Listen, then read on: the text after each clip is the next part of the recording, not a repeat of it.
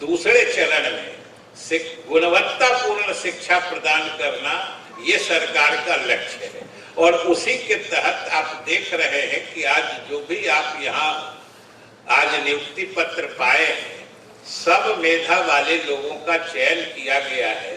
अब भाई जिम्मेदारी आपकी है कि आप अपनी मेधा से बच्चों को ऐसी शिक्षा दें कि वो पाठ्यक्रम के साथ साथ एक जिम्मेदार नागरिक भी बन सके।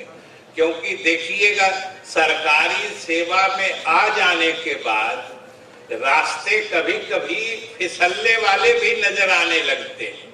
बहुत सारी दूसरी चीजों की तरफ भी आपको आकर्षण करने का माहौल बनाया जा सकता है।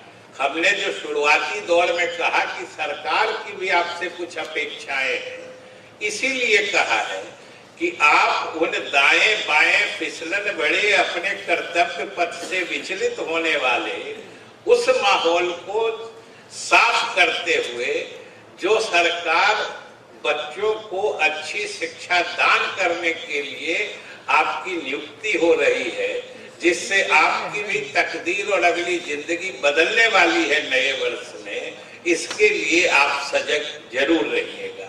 और अंतिम बात यह कहते हुए, जिसकी तरफ चर्चा हमारे शिक्षा मंत्री ने की है, कि एक प्रयास चल रहा है, एक प्रयास चल रहा है। कभी कभी मैं भी शिक्षा मंत्री जब था तो पाठ्यक्रम में भी अकारण बदलाव करने के लिए, इसलिए मैं कह रहा हूं कि आज डाइट के भी लोग यहाँ चयनित हुए हैं, उसमें अधिकारी के लोग, और विश्वविद्यालय के भी सहायक प्राध्यापक लोग हैं।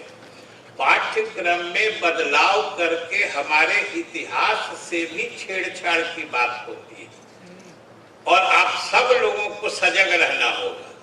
क्योंकि कोई भी घटना का प्रामाणिक वर्णन ही इतिहास बनता है।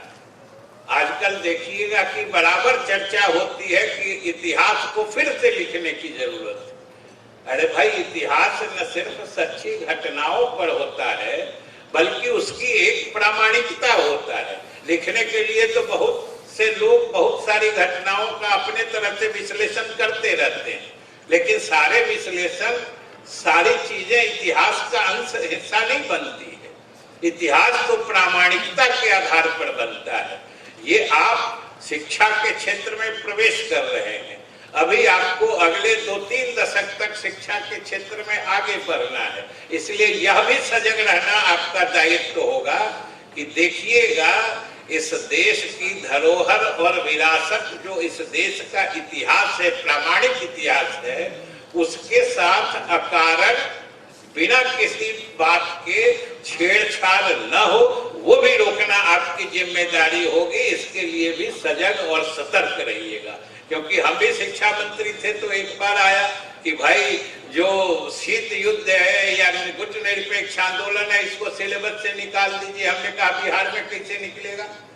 जो यहाँ का छात्र गुट निरपेक्ष आंदोलन और शीत युद्ध नहीं समझेगा, वो द्वितीय विश्व युद्ध के बाद विश्व का इतिहास कैसे समझेगा?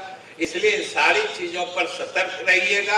आप सभी मेधावान हैं, सक्षम हैं, इसलिए मेरी शुभकामनाएं हैं। बहुत बहुत धन्यवाद।